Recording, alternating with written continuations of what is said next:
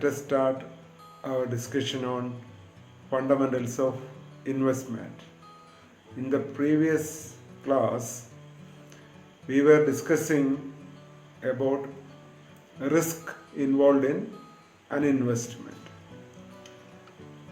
We saw that risk in an investment is variability of return from expected return.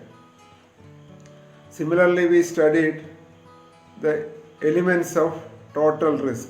So, total risk includes systematic risk and unsystematic risk. Today, we will start our discussion on how to measure risk. In that, we are going to see how to measure total risk. So, let us start our discussion on measuring risk.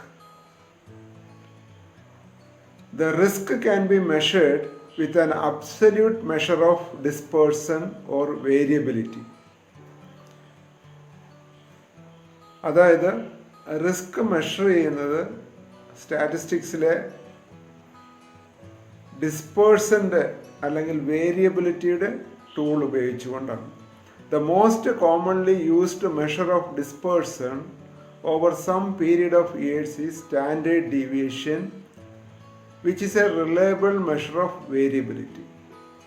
So standard deviation ആണ് ഇൻവെസ്റ്റ്മെൻറ്റിൻ്റെ total risk കണ്ടുപിടിക്കാനായിട്ട് ഉപയോഗിക്കുന്ന ഒരു reliable ആയിട്ടുള്ള tool.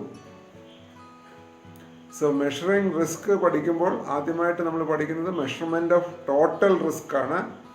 Total risk is measured using standard deviation. Standard deviation is a measure of total risk of an asset or portfolio. It captures the total variability in the assets or portfolio's return, whatever the sources of that variability. The standard deviation is square root of variance. The standard deviation എന്ന് പറയുന്നത് എന്തിൻ്റെ മെഷറാണ്? ഇൻവെസ്റ്റ്മെൻറ്റിലെ total റിസ്കിൻ്റെ മെഷറാണ് standard deviation എന്ന് പറയുന്നത്.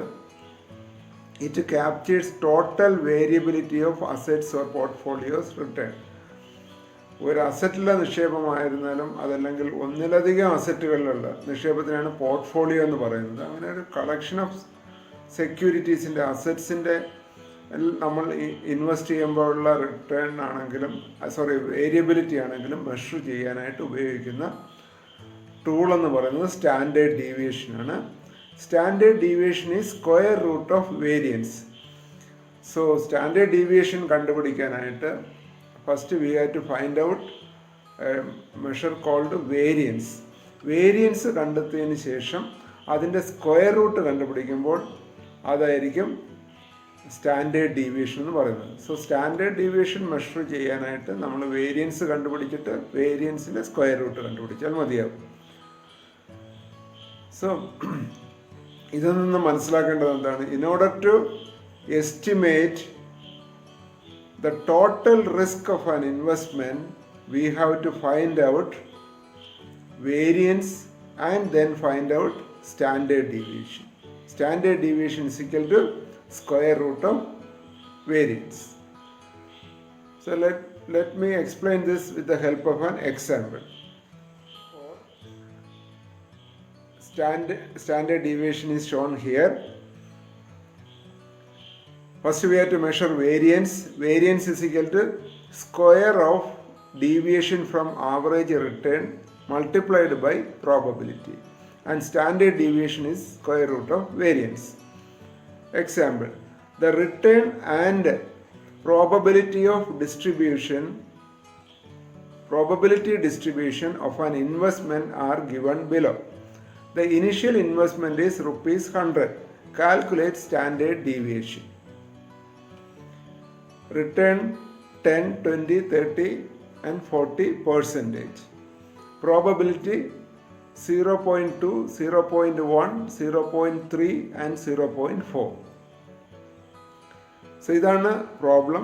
Calculate standard deviation. ഇവിടെ തന്നിട്ടുള്ള information എന്ന് പറഞ്ഞാൽ പോസിബിളായിട്ടുള്ള return തന്നിട്ടുണ്ട്, അതിൻ്റെ കറസ്പോണ്ടിങ് പ്രോബബിലിറ്റിയും തന്നിട്ടുണ്ട്. കൂടാതെ ഇനിഷ്യൽ ഇൻവെസ്റ്റ്മെൻറ്റ് എന്ന് പറയുന്നത് 100 റുപ്പീസാണ്. അപ്പോൾ 100 റുപ്പീസ് ഇൻവെസ്റ്റ് ചെയ്യുമ്പോൾ 10% റിട്ടേൺ കിട്ടാനുള്ള പ്രോബബിലിറ്റി എന്ന് പറയുന്നത് 0.2 ആണ്.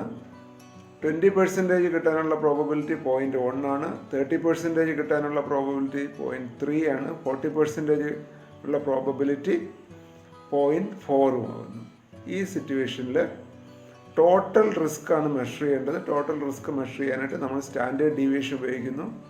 സ്റ്റാൻഡേർഡ് ഡീവിയേഷൻ കണ്ടുപിടിക്കാനായിട്ട് നമ്മൾ ഇവിടെ ഇക്വേഷൻ തന്നിട്ടുണ്ട്. വേരിയൻസ് ആദ്യം കണ്ടുപിടിക്കണം.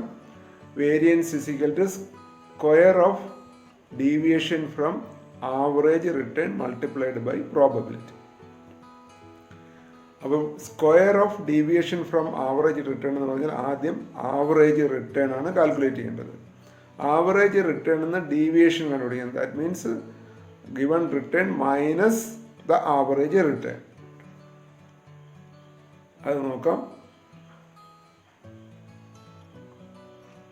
ഇവിടെ ആവറേജ് റിട്ടേൺ എന്ന് പറയുന്നത് ടോട്ടൽ റിട്ടേൺ എങ്ങനെ കണ്ടുപിടിക്കുക? 10 + 20 + 30 + 40.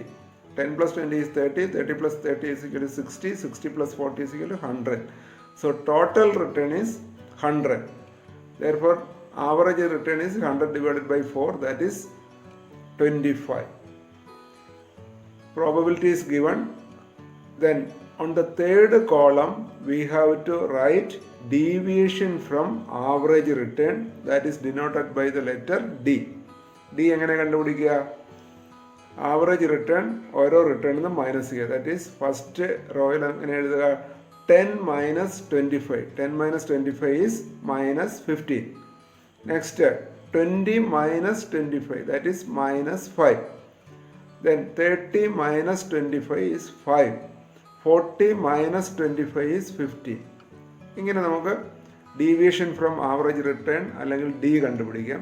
അപ്പോൾ ഡി ഇവിടെ കിട്ടിയിരിക്കുന്നത് -15, -5, 5 and 15. എങ്ങനെ കിട്ടിയിരിക്കുന്നത്? ഫസ്റ്റ് കോളത്തിലുള്ള വാല്യൂവിനെ ആവറേജ് റിട്ടേൺ ആയിട്ടുള്ള 25 കൊണ്ട് മൈനസ് ചെയ്യണം. 10 - 25, 20 - 25, 30 - 25 ആൻഡ് 40 - 25. അങ്ങനെയാണ് തേർഡ് കോളത്തിൽ -15, -5, 5 and 15 ഇങ്ങനെ കിട്ടിയിരിക്കുന്നു. നെക്സ്റ്റ് കാൽക്കുലേറ്റ് ചെയ്യേണ്ടത് square of the deviation from average return ആണ്, അല്ലെങ്കിൽ ഡി സ്ക്വയർ ആണ് നാലാമത്തെ കോളത്തിൽ കാൽക്കുലേറ്റ് ചെയ്തിരിക്കുന്നത്. അപ്പോൾ ഡി സ്ക്വയർ എന്ന് പറയുമ്പോൾ -15ൻ്റെ സ്ക്വയർ എന്ന് പറയുന്നത് -15 × -15, ദാറ്റ് ഈസ് 225. -5ൻ്റെ സ്ക്വയർ എന്ന് പറയുന്നത് -5 × -5, that is 25. 5 × 5, 25. Similarly 15 × 15, that is 225. അപ്പോൾ നമുക്ക് ഡീവിയേഷൻ്റെ സ്ക്വയർ കിട്ടിയിട്ടുണ്ട്. ഇതിൻ്റെ കൂടി പ്രോബബിലിറ്റി കൊണ്ട് മൾട്ടിപ്ലൈ ചെയ്യണമെന്നുള്ളതാണ് വേരിയൻസിൻ്റെ equation. Variance equation is equal to square of deviation from average return, that is D square into probability. അതാണ് വേരിയൻസ്. അപ്പോൾ നമ്മൾ ഫോർത്ത് കോളത്തിൽ ഡി സ്ക്വയർ കണ്ടിട്ടുണ്ട്. ഫിഫ്ത്ത് കോളത്തിൽ ഡി സ്ക്വയറിനെ സെക്കൻഡ് കോളത്തിലുള്ള പ്രോബബിലിറ്റി കൊണ്ട് മൾട്ടിപ്ലൈ ചെയ്യണം. ഡി സ്ക്വയറിനെ പി കൊണ്ടാണ് മൾട്ടിപ്ലൈ ചെയ്യേണ്ടത്. സോ ഡി സ്ക്വയറിൻ്റെ കോളത്തിലുള്ള വാല്യൂവിനെ കറസ്പോണ്ടിങ് പി പ്രോബബിലിറ്റിയുടെ കോളത്തിലുള്ള വാല്യൂ കൊണ്ട് മൾട്ടിപ്ലൈ ചെയ്യുക. 225 × 0.2 is equal to 45. 25 × 0.1 is equal to 2.5. 25 × 0.3 is equal to 7.5. 225 × 0.4 is equal to 90. ഇനി വേരിയൻസ് കണ്ടുപിടിക്കാനായിട്ട് എന്താ ചെയ്യേണ്ടത്? ഈ ഡി സ്ക്വയർ ഇൻറ്റു പി എന്നുള്ള കോളത്തിലുള്ള വാല്യൂസ് എല്ലാം കൂടി ആഡ് ചെയ്തിട്ട് ടോട്ടൽ കണ്ടുപിടിക്കുക. ലാസ്റ്റ് കോളത്തിൻ്റെ ടോട്ടൽ കണ്ടുപിടിക്കുക, ദാറ്റ് ഈസ് 145. അപ്പോൾ ഇത്രയും വർക്കൗട്ട് ചെയ്യുമ്പോൾ നമുക്ക് മനസ്സിലായി വേരിയൻസ് എന്ന് പറയുന്നത് 145 ആണ്. ദെയർഫോർ സ്റ്റാൻഡേർഡ് ഡീവിയേഷൻ കണ്ടുപിടിക്കാനായിട്ട് സ്ക്വയർ റൂട്ട് ഓഫ് 145 എടുക്കുക, ദാറ്റ് ഈസ് 12.04. അപ്പം we can understand that the total risk involved in this investment is 12.04.